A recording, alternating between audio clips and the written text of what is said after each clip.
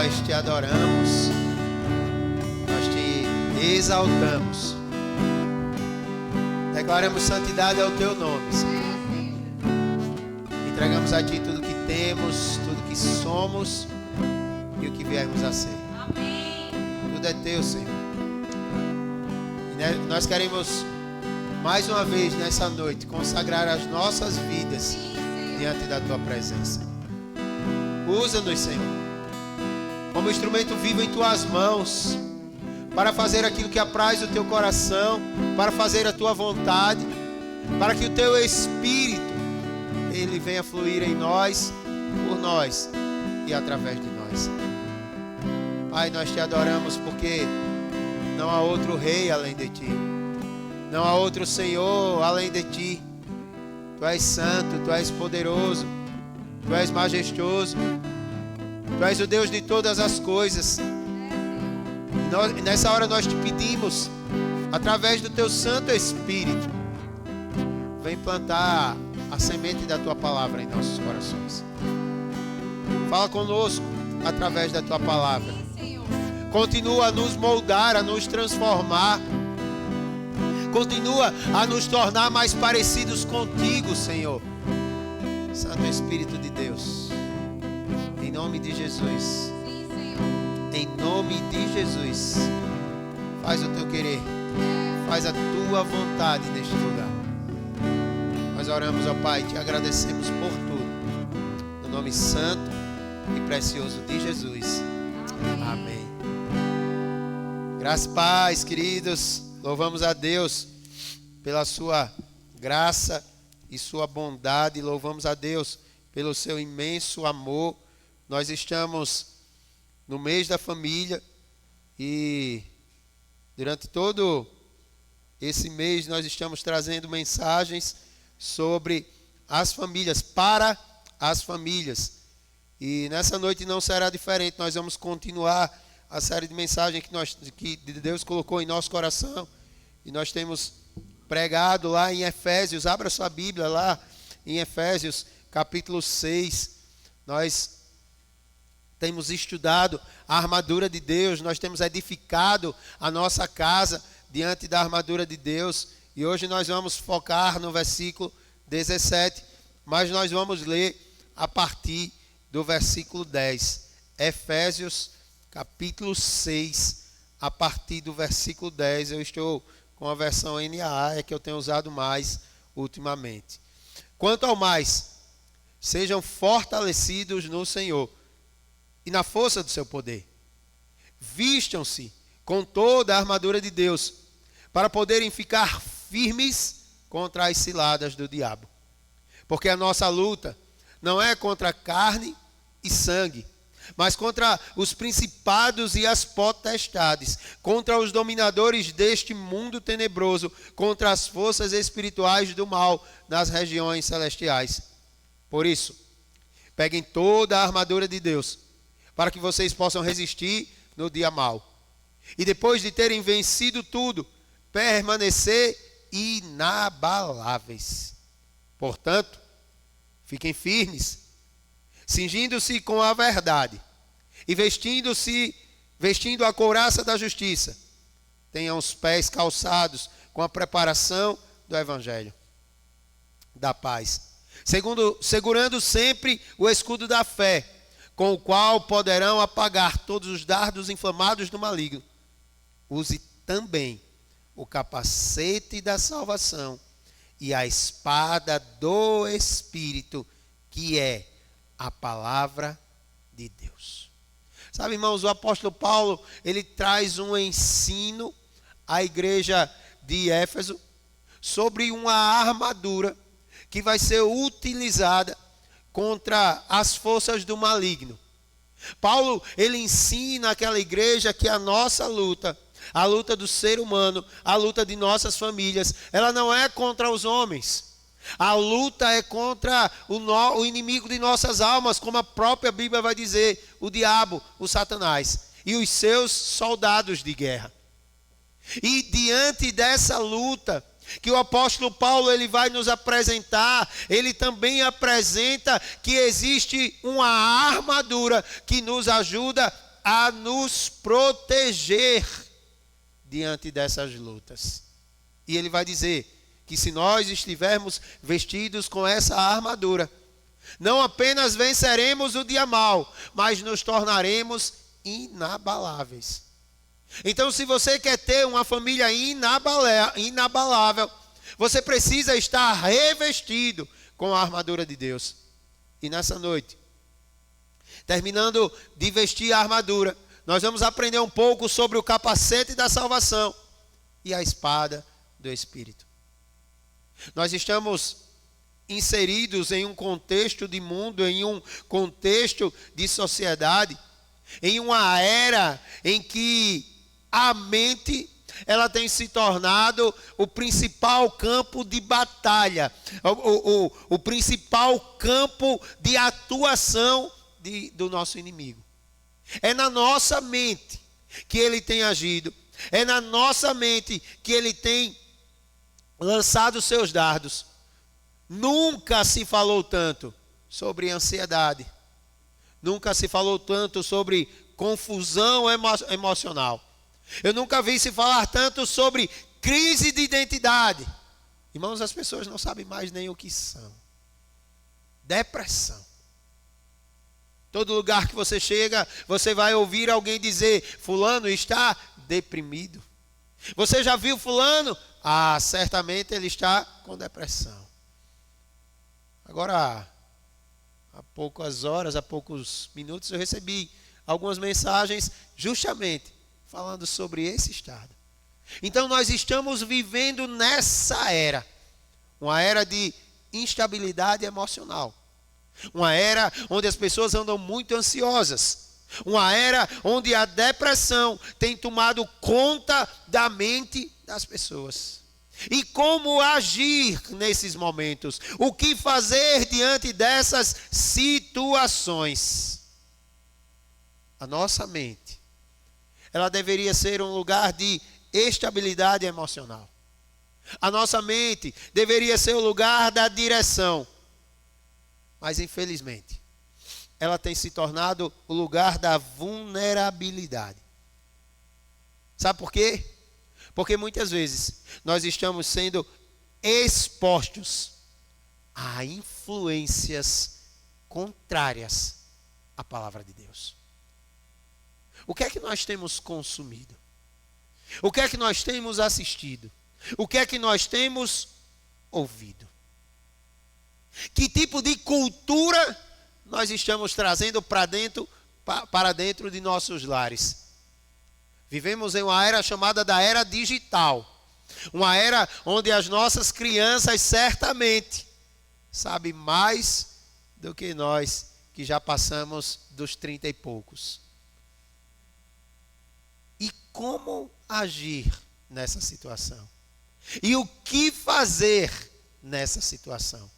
É justamente aí que o apóstolo Paulo vai nos ensinar a avançar, a dar um passo a mais, a lutar contra principados e potestades.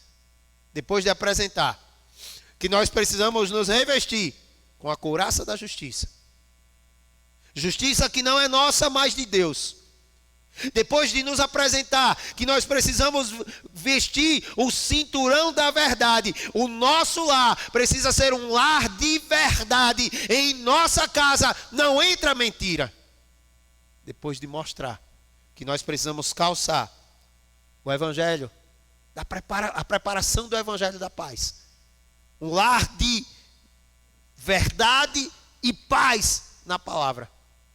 Depois de dizer que com o escudo nós estaríamos protegidos contra os dardos inflamados do maligno.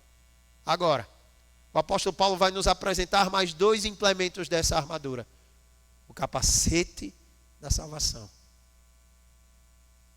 e a espada do Espírito. O capacete a qual protege a nossa mente, e a espada, o único implemento dessa armadura que serve tanto para defender como para atacar. É justamente isso que nós vamos aprender nessa noite. E a primeira coisa que nós precisamos entender é que a nossa mente é um campo de batalha espiritual.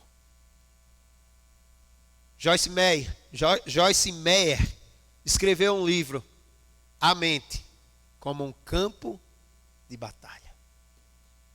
E quando ela escreveu esse livro, muitos anos atrás, esse livro fez muito sucesso. Por quê? Porque na era da depressão, na era da ansiedade, como vencer? Tornando a nossa mente forte. A palavra de Deus, ela vai nos dizer, lá em 2 Coríntios, no capítulo 10, versículo 4 e 5, na versão NVI, vai dizer assim: as armas com as quais lutamos não são humanas. Pelo contrário, são poderosas em Deus para destruir fortalezas. Repita comigo: fortalezas. O versículo 5 vai dizer: destruímos argumentos. Repita comigo: argumentos. E toda pretensão que se levanta contra o conhecimento de Deus, e levamos cativo todo pensamento para torná-lo obediente a Cristo. Irmãos, observe bem. O apóstolo Paulo, escrevendo aos irmãos de Coríntios, ele vai falar sobre expressões que nos levam a processos intelectuais. Ele vai falar sobre expressões que dão ideia de que a nossa mente é um campo de guerra. De que a nossa mente é um campo de batalha. E ele vai usar 2 termos para ilustrar isso. O primeiro termo, ele vai falar sobre fortaleza. Fortaleza, que no grego é a palavra oishiroma. Ela indica uma estrutura mental consolidada. Pensamentos repetitivos que se tornam padrões. Preste atenção, irmão. Qual é o grande problema da igreja brasileira? É que pega um texto isolado, transforma em um padrão e faz daquilo algo que é bíblico sem ser bíblico. Observe padrões repetidos fora da Bíblia. Heresias e mais heresias. Jesus, certa vez, curou um cego com cuspe, fazendo um pouquinho de lama. Agora, irmão, me diga uma coisa. Quantas vezes Jesus fez isso? Quantas? Uma única vez. Isso é um padrão bíblico? Não. Foi uma obra momentânea. Nós não podemos sair cuspindo na mão e impondo nos olhos da pessoa, dizendo que Jesus curou com cuspe. Irmão, sinceramente, se você cuspir na mão e vir tocar em mim, eu vou dizer: epa, vá lavar a mão, porque a sua mão está suja. Então são padrões que as pessoas vão criando para tornar isso enganação em nossas mentes. Bem assim é no mundo lá fora. O Diego me falava de um professor de filosofia que ele tem no cursinho. E ele começou falando da Bíblia na aula de filosofia, para no final da aula dizer: ainda existem pessoas que acreditam que o homem nasceu do barro. Eu disse: meu filho, se eu estivesse na aula, eu dizia: professor, eu prefiro nascer do barro do que ter nascido do macaco. Me perdoe, nada contra o macaco, mas eu não nasci, nem sou filho de um macaco.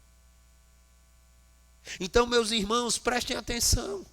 Padrões repetidos que estão sendo colocados em nossa mente para nos enganar. É justamente sobre isso que o apóstolo Paulo está falando, mas ele também vai falar sobre inclinação, que significa uma disposição contínua, uma predisposição mental a acreditar em mentiras. Em que você tem acreditado? Quais são as verdades ou inverdades que têm entrado na sua mente? Sobre qual direção você tem caminhado? Sobre qual finalidade você tem andado? Muitas vezes nós perguntamos: mas eu não sei qual é o meu propósito. Irmãos, preste atenção. Existe um propósito comum para todos nós. Jesus deixa isso muito claro quando ele se apresenta já depois de ressuscitado aos discípulos. Ide por todo o mundo, fazei discípulos, ensinando. Depois de ensinar, batizando em nome do Pai, do Filho e do Espírito Santo. Muitas vezes nós estamos presos em ideais que foram criados por nós mesmos, quando a palavra de Deus tem nos chamado para algo muito superior. Preste atenção, irmão. Eu conversava com alguém esses dias, não me recordo quem, mas eu dizia que nós precisamos ter muito cuidado com o que nós vivemos individualmente. Porque tudo aquilo que vivemos no nosso individual, certamente vai recair sobre a coletividade. Se nós estamos inseridos em uma comunidade, o que eu faço no meu individual, certamente vai sobrar para a minha vida coletiva. Quais são os padrões de mente que nós temos seguido? Nós precisamos ter um entendimento aqui, irmãos. Satanás, ele não trabalha apenas de uma única vez. Satanás, ele não vem só com ataques momentâneos. Ele vai atacar uma vez. Ele vai atacar pela segunda vez. Mas ele vai construir progressivamente os ataques. Quem nunca passou por isso? Depois que eu aceitei a Cristo, a minha vida, ao invés de melhorar, ela piorou. Eu escutei alguém dizer, quando eu estava na igreja, tudo estava dando errado. Mas quando eu me afastei da igreja, as coisas pararam de dar errado. Aí eu fiz a seguinte pergunta: elas pararam de dar errado, ou você começou a aceitar o que estava errado? Não, é porque eu comecei a andar em cima do muro. Aí eu fiz a seguinte pergunta: mas se você está em cima do muro, de que lado você está? Aí ele fez: até hoje eu acreditava que estava de nenhum dos dois lados. Mas quando eu vinha para cá, eu escutei uma mensagem do pastor Luciano Subirá, e ele vai contar aquela história que eu já contei aqui várias vezes, que o indivíduo estava em cima do muro. De um lado estavam os anjos de Deus, do outro lado estava Satanás e seus demônios. E os anjos de Deus gritavam: desce do muro, vem para o nosso lado. E ele andava para um lado e para o outro. E os demônios não falavam nada. Certa vez, certo momento, aquele homem se irrita e pergunta: por que vocês me chamam tanto para ir para aí, enquanto eles ficam calados? E aí um anjo responde: porque enquanto você estiver em cima do muro, você está do lado de Satanás e seus demônios. Irmãos, de que lado você está? Em que lado nós estamos? O apóstolo Paulo, escrevendo para a igreja de Coríntios, lá em 2 Coríntios, capítulo 4, versículo 4, ele vai dizer que o Deus desse século, ele cegou o entendimento dos incrédulos. Preste atenção, irmão. O Deus deste século cegou o entendimento dos incrédulos. Será que os nossos olhos estão abertos para aquilo que Deus tem para fazer conosco, em nós, por nós e através de nós? Muitas pessoas já não conseguem mais encontrar a verdade. E a Bíblia, ela nos relata, ela ilustra isso de uma forma muito preciosa, logo nos primeiros capítulos de Gênesis, quando a serpente entra no jardim. E ela vai conversar com Eva. Irmãos, preste muita atenção, porque Satanás, ele é sutil. Ele vem para matar, roubar e destruir. Então ele vem através do engano.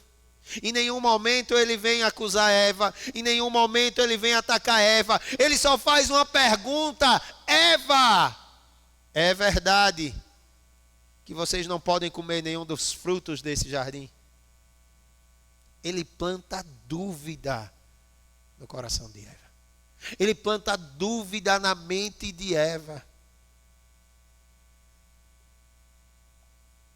Quantas vezes nós não estamos sendo atacados da mesma forma? Preste atenção, porque a estratégia que ele usa, ela é a mesma. A reinterpretação da palavra de Deus, que vai gerar em mim e em você uma desobediência. Eu escutei certa vez uma história de algo muito grave. Uma acusação terrível. E quando a pessoa foi questionada sobre aquilo, ela simplesmente disse: mas eu não vejo problema nenhum sobre essa situação. Porque quando a nossa mente, ela está consumida pelo engano, até o pecado, ela vira algo comum. Se todo mundo faz, eu também posso fazer. A Bíblia vai dizer que todas as coisas me são, mas nem todas as coisas. Mas será que nós estamos vivendo dessa forma? Precisamos estar atentos com as distorções, com as mentiras que estão sendo plantadas em nossa mente. É por isso que Romanos capítulo 8, versos 5 e 6, a palavra de Deus vai dizer: os que vivem segundo a carne se inclinam para as coisas da carne, mas os que vivem segundo o Espírito se inclinam para as coisas do Espírito, pois a inclinação da carne é morte, mas a do Espírito é vida e paz. Infelizmente, em nossos dias, muitas famílias estão sendo afetadas porque não têm protegido a sua mente. Olha para dentro da tua casa, irmão. Será que a mente da sua família tem sido protegida? O que é que você tem consumido diariamente? Quais são os conteúdos que têm adentrado em suas casas? Quais são os pensamentos que têm entrado no seu lar? Será que diariamente você tem renovado a sua mente e seu espírito no Senhor? A batalha começa em nossa mente. Se a nossa mente não estiver guardada, a nossa vida certamente será desestabilizada. E talvez você agora esteja perguntando: mas como eu vou guardar a minha mente? E o apóstolo Paulo vai dizer: coloque o capacete da salvação. Todos os dias, quando você sair de casa, coloque o capacete da salvação. Irmãos, Paulo está usando a ilustração de um soldado romano. Nós precisamos entender que aqui ele estava preso, acorrentado a um soldado. E ele olha para a figura daquele soldado e começa a escrever uma carta. E nessa carta ele diz: coloque o capacete da salvação. Quando ele olha para a mente daquele soldado, para a cabeça daquele soldado, ele percebe que aquele implemento, ele era essencial para proteger a sua vida. o capacete de um soldado romano. Ele era feito de bronze ou ferro, revestido com couro para trazer conforto à cabeça. A sua função, proteger a cabeça do soldado contra golpes mortais. Sem o capacete, aquele homem estava indefeso, desprotegido. Ei, irmão, acorda! Sem o capacete, você está desprotegido. Por isso, revista-se com o capacete da salvação. E assim você estará apto para resistir aos dias maus. A palavra de Deus vai dizer, Efésios 4, no versículo 17. Isto, portanto, digo, e no Senhor testifico, não vivam mais como os gentios, que vivem na vaidade dos seus próprios pensamentos. Irmãos, preste atenção. Paulo está falando sobre mente, sobre pensamento, e ele está dizendo, quando você coloca o capacete, a sua mente, ela muda. A sua mente, ela é transformada pelo poder do Espírito Santo. Quando nós usamos o capacete da salvação, nós passamos a pensar, não mais como os gentios, não mais como os pecadores, mas como a nova criatura em Cristo Jesus. Por isso que nós precisamos olhar para nós e perguntar a nós mesmos, o que temos pensado? Sabe, irmãos, alguns dias atrás eu confesso que passei dias terríveis, com pensamentos terríveis. Satanás, ele tentou de todas as formas entrar em minha mente. Eu conversava, se eu não me engano, domingo passado, retrasado, com Dona Esmeralda. De todas as formas, irmão, de todas as formas que você imaginar. Todo tipo de pensamento negativo. Satanás me fez ir lá atrás, para quem eu era, para a minha vida pregressa, e começou a contaminar a minha mente, e quando o dardo vinha, eu dizia, eu não aceito, porque em Cristo eu sou mais que vencedor. Amém. Quando nós nos revestimos com a armadura de Deus, nós vamos vencer ao dia mau. Por isso, irmãos, coloque o capacete da salvação. A palavra de Deus vai dizer em 2 Coríntios 5:17, e assim, se alguém está em Cristo, nova criatura é. As coisas velhas já se passaram, e eis que tudo se fez novo. Não deixe pensamentos antigos contaminar a sua mente. O principal objetivo de Satanás é semear dúvida na sua mente. Nós precisamos caminhar na certeza de quem nós somos em Cristo. Quantos de nós já não tivemos dúvidas sobre o amor de Deus? Quantos de nós já não tivemos dúvidas? Será que de fato eu sou perdoado pelo Senhor? Quantas vezes Satanás colocou na nossa mente esses dardos? Quantas vezes ele tentou enfraquecer a nossa confiança no Senhor? Mas nós precisamos lembrar aquilo que está escrito em Filipenses 1:6. Aquele que começou a boa obra em nós é fiel para completá-la. Talvez você entrou aqui nesta noite com Satanás dizendo assim: você não vai conseguir, Mas você vai sair daqui nessa noite cantando e glorificando e declarando: vejo que a vitória do Senhor já chegou na minha casa, em nome de Jesus. Essa é a certeza que nós precisamos caminhar. Essa é a certeza que nós precisamos andar todos os dias.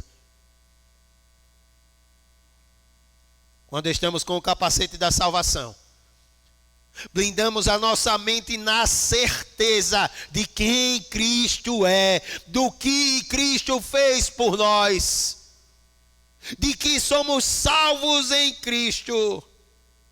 Quando colocamos o capacete da salvação, a nossa mente é renovada. E Romanos 12:2 vai dizer: não vivam conforme os padrões desse mundo, mas renovem diariamente a sua mente, para que vocês possam viver a boa, a perfeita e a agradável vontade do Senhor. Irmãos, o desejo do meu coração é que nessa noite nós saímos daqui com a nossa mente transformada, assim como Daniel. A palavra vai dizer que Daniel, ainda muito jovem, foi levado para a Babilônia. E a estratégia do rei da Babilônia era muito simples. Pega esses 4 jovens, inclusive Daniel, e faz com que a cultura da Babilônia entre em suas mentes, apaga tudo e coloca essa cultura na mente deles. Mas, irmãos, quando eu olho para a vida de Daniel, eu percebo que ele manteve a sua mente firme no Senhor. Quando eu olho para a vida de Daniel, eu vejo Daniel olhando firme para o autor e consumador da nossa fé, Jesus Cristo de Nazaré. Daniel manteve seus olhos em Deus, não permitiu ser contaminado pela cultura da Babilônia. A minha pergunta para você nessa noite: e você tem deixado se contaminar pela cultura dos nossos dias? Será que nós estamos deixando a cultura de nossos dias adentrar em nossos lares? Será que nós estamos deixando a cultura dos nossos dias moldar as nossas casas? Eu conversava com alguém esses dias e falando sobre os nossos filhos, e eu dizia assim: nós estamos moldando os nossos filhos, ensinando os nossos filhos a viver a cultura do céu, a cultura da palavra. Irmão, se você subir nesse púlpito e pregar qualquer coisa que não esteja na palavra, o Julinho vai olhar para mim e vai dizer: papai, isso daqui não está na Bíblia.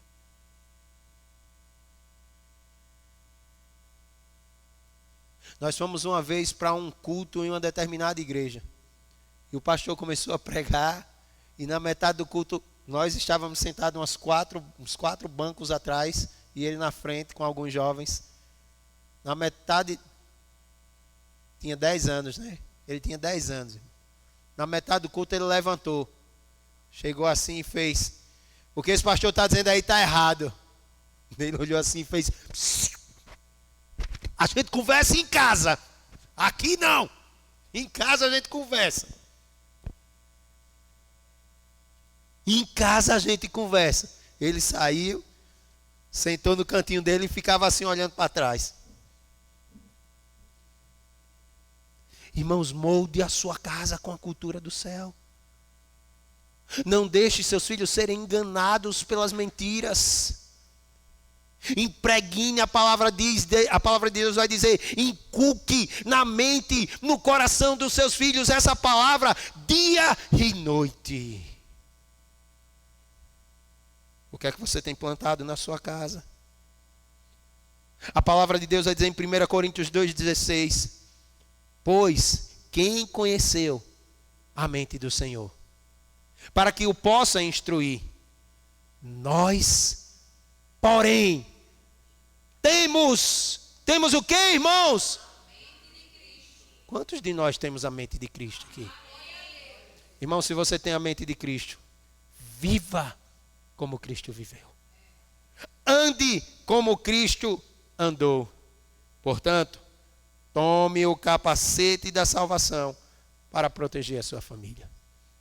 E para encerrar, o apóstolo Paulo, depois de dizer, proteja a sua mente, depois de revestir-nos com toda a armadura, ele vai dizer, agora parta para o ataque. Depois de se defender, agora é hora de atacar. Ei, irmão, o cristão não vive apenas na defensiva. Existe a hora da gente atacar. Existe a hora da gente entrar de cabeça nesse combate. O apóstolo Paulo vai falar sobre a espada do Espírito. E ele é muito claro, a espada do Espírito é o quê? A palavra. É por isso que o salmista Davi vai dizer, coloquei a tua palavra no meu coração para não...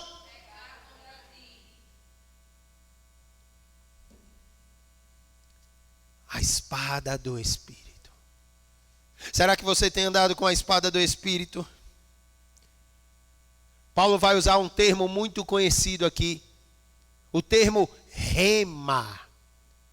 Que significa ou que aponta para a palavra prática, a palavra viva, a palavra declarada. É um decreto de Deus declarado no momento certo. Irmãos, a palavra de Deus vai dizer, eu quero trazer à memória aquilo que te dá. Sabe por quê? Porque no momento que você necessitar, o Espírito vai liberar a palavra no seu coração, na sua mente, e a sua boca fala aquilo que o coração está. Mas como é que você declara a palavra se você não é leitor assíduo da palavra? Conhecereis a verdade e a verdade. Então a primeira pergunta que nós precisamos fazer agora não é uau. A primeira pergunta que nós precisamos fazer agora é: como anda a sua devocional? Nada contra o uau, viu, Ítalo? Como anda a sua devocional, irmão? Você lê a Bíblia todos os dias? Ah, eu leio. Eu cheguei para uma pessoa esses dias e perguntei: camarada, senta aqui comigo. Eu te dei uma lição, uma missão, um compromisso, uma tarefa. Fez a tarefa? Eu disse, fiz. Leio quantos capítulos? 8. Eu digo, eita, o cara tá bom mesmo. 8 capítulos, foi. Aí eu digo, agora beleza. Parei e fiquei olhando assim. A pessoa baixou a cabeça, fazia. Eu disse, você leu 8 capítulos. Você não tem nada para me dizer? Então, é porque é assim. Eu digo, já sei. Não entendeu nada. Irmãos, o irmão Damião costuma dizer o seguinte: eu não acredito em profeta. Esses profetas que tem por aí. Eu não acredito em profetada. Eu acredito em profecia. A profecia, ela foi revelada. Aqui está, irmão. Se a revelação está na palavra, como é que você lê 8 capítulos da palavra e Deus não diz nada para você? Espera aí, de duas uma. Ou você não leu, ou você fingiu que leu, ou então você não é amigo de Deus. Irmão, peraí, irmão. Eu não posso ler a Bíblia e ela não falar comigo. Porque conhecereis a verdade e a verdade é quem liberta. A Bíblia é a palavra de Deus. A palavra de Deus, a Bíblia vai dizer. A pregação vem pelo ouvir. E ouvir o quê? Como é que eu ouço a palavra? Falando para mim mesmo. Eu não preciso que ninguém interprete para mim, porque a palavra está em português. Ela não está em grego, ela não está em hebraico.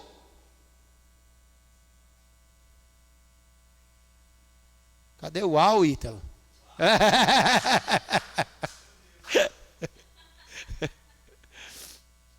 Irmãos, como anda o meu devocional, o meu momento com Deus? Presta atenção. Nós não podemos apenas conhecer a Bíblia. Nós precisamos saber usar a Bíblia. Porque ela foi feita para nos moldar, nos transformar e nos fazer imagem e semelhança do Deus vivo. Mas será que estamos vivendo desse jeito? Quando a palavra de Deus vai falar lá em Mateus 4, do versículo 1 ao 11, o Espírito Santo leva Jesus para o deserto. Jesus passa 40 dias sem comer. Ele bebeu, mas não comeu. Sem comer. Aí quem é que aparece, irmãos? E o que é que ele faz? Tenta Jesus com o quê?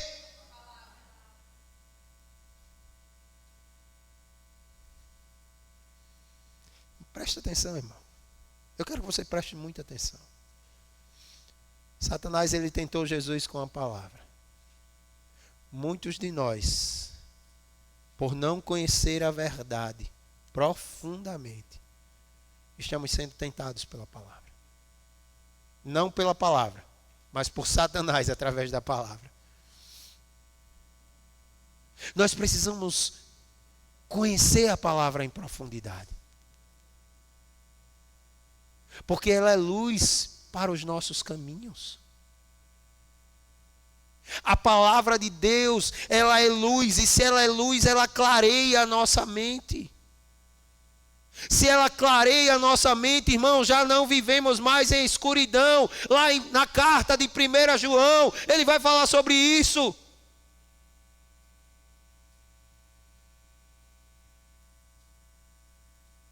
Mas o que é que tem clareado a nossa mente? O que é que tem iluminado a nossa mente? Irmãos, o apóstolo Paulo, ele dá uma estratégia muito simples. Pegue a sua espada. E é interessante, porque a espada do soldado romano, irmãos, ela é uma espada diferenciada. Nós estamos acostumados a ver essas guerras com cada espada que é maior do que eu. Mas a espada do romano, ela era uma pequena espada que ficava embaiada. Eu acho que o termo é esse mesmo. É isso aí. Não sei nem falar esse nome aí. Cadê, irmão Damião? Não sei nem falar isso, irmão Damião. Eles botavam aqui na cintura e eles iam para a luta. Mas aquela espada era pequena porque eles desembaiavam. Não é isso? Desembaiavam aquela espada para o briga corpo a corpo, porque era mais fácil para ferir o seu adversário. É justamente essa espada que o apóstolo Paulo diz: coloque na sua mão. E quando essa espada começar a ferir corações, esses corações serão transformados pelo poder do Espírito Santo que existe nessa espada. Irmãos, a nossa espada é a palavra de Deus. Eu gosto muito da cena de The Chosen, quando Simão, o Zelote, ele se apresenta para Jesus. Simão andava com uma espada, dizem que era uma faca, mas não era, irmão. Era uma espada parecida com a espada dos romanos. Pequenininha, na cintura. E aí Simão vai conversando com Jesus e Jesus de repente diz: Simão, deixa eu ver aí a tua espada. E Simão mostra a espada. Senhor, estou preparado para o dia que a gente for governar esse povo. Aí Jesus pega a espada do Zelote. Os Zelotes eram guerreiros, irmãos. Eram aqueles que estavam prontos para a briga. Jesus diz: me dá aí tua espada. E ele joga. Eu não sei se é no lago de Genezaré, mas ele joga em um dos lagos lá. E o Simão fica aí: agora, como é que eu vou lutar? Aí Jesus diz: Simão, a gente luta com a palavra. Irmãos, a nossa espada é a palavra de Deus.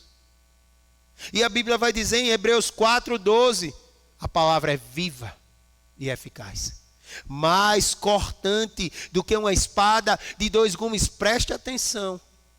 Estamos falando de uma espada romana, A espada romana, ela era afiada dos dois lados. O lado que você passasse cortava.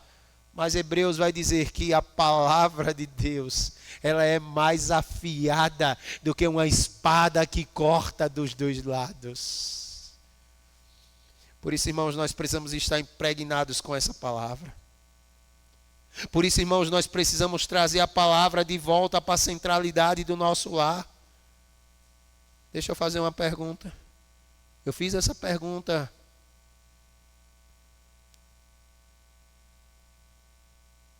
a uma pessoa alguns dias atrás.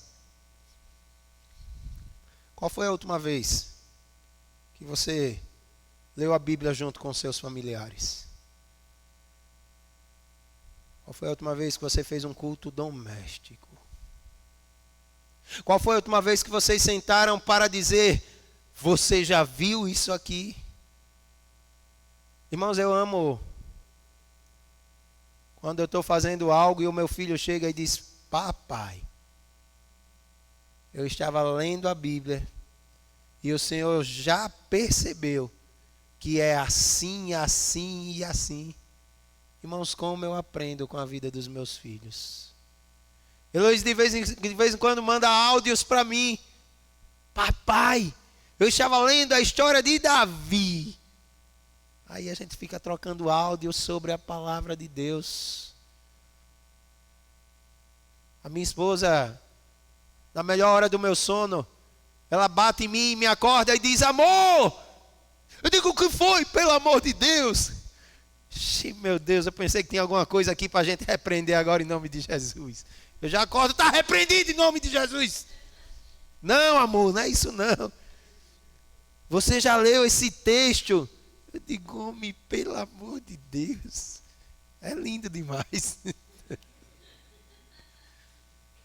Irmãos, qual foi a última vez que você fez isso no seu lar? Qual foi a última vez que você ensinou os seus filhos?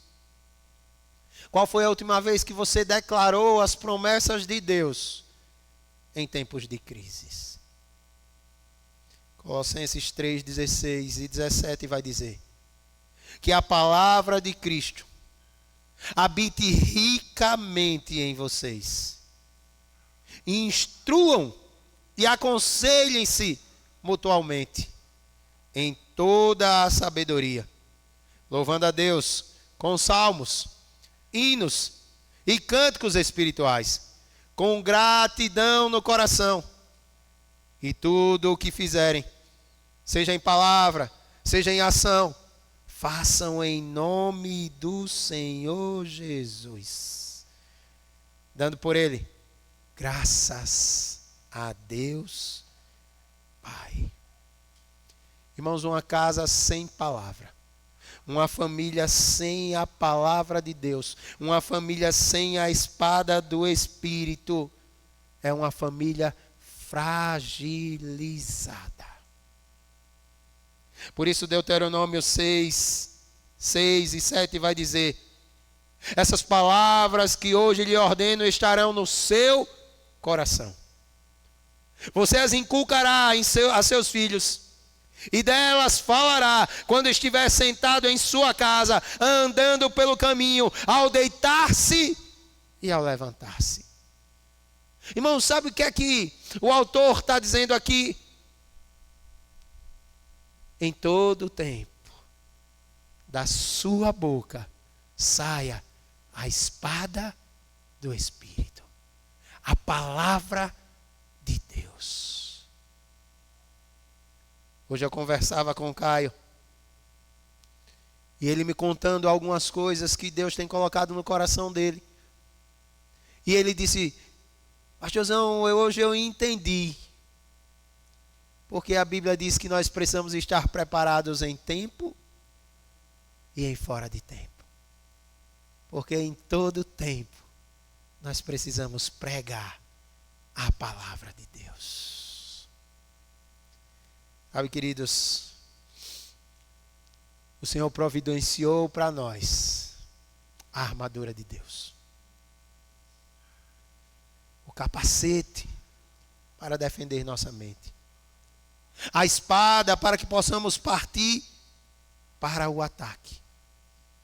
Então, o problema hoje não é que faltam recursos espirituais. Os recursos espirituais, eles existem. Os recursos espirituais, eles estão disponíveis. O problema é, falta posicionamento do povo de Deus. Preste atenção, queridos. Nós estamos em uma guerra. E nessa guerra, nós só venceremos se nós estivermos revestidos com a armadura do Senhor. Eu quero te convidar a ficar de pé nesse momento.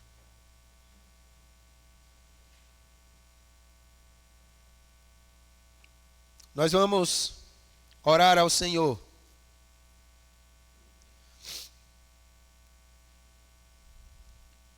Pelas nossas famílias. Você vai levantar um clamor. Vamos fazer o seguinte, irmão. Vá orar pela família de outra pessoa nesse momento. Sai do seu lugar e vá orar por outra família.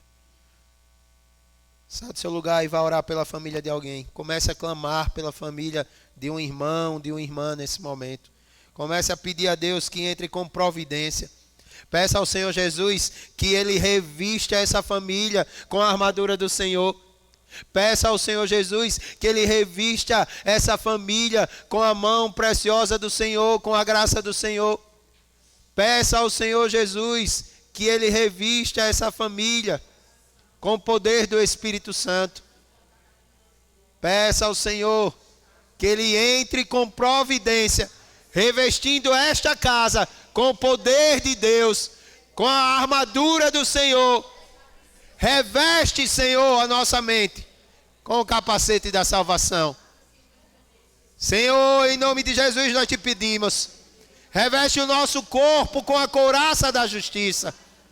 Nós colocamos em nossa cintura, Senhor, o cinturão da verdade. Calçamos nossos pés com a preparação do Evangelho da paz. Embraçamos o escudo da fé e a espada do Espírito. E em nome de Jesus nós declaramos que nossas famílias estão revestidas pelo poder do Espírito Santo. Que as nossas famílias estão revestidas pela tua glória, pela tua majestade. Pai, em nome de Jesus, acampa os teus anjos de guerra ao redor de nossas casas, nos blindando de todo mal, nos livrando de todo ataque maligno. Pai, em nome de Jesus, toda seta lançada contra nós caia por terra na autoridade que há no nome de Jesus. A tua palavra vai dizer que toda arma forjada contra nós não prosperará, porque maior é o que está em nós do que o que está no mundo. Pai, em nome de Jesus, nós clamamos por cada família representada neste lugar. Vem com a tua glória, vem com a tua majestade, vem com o teu poder, Senhor, e nos reveste com tua armadura santa e sagrada. E nós declaramos nessa noite que a minha família é uma família bendita do Senhor. Obrigado, Pai. Muito obrigado. Nós oramos, te exaltamos, te glorificamos em nome de Jesus. Amém, Senhor.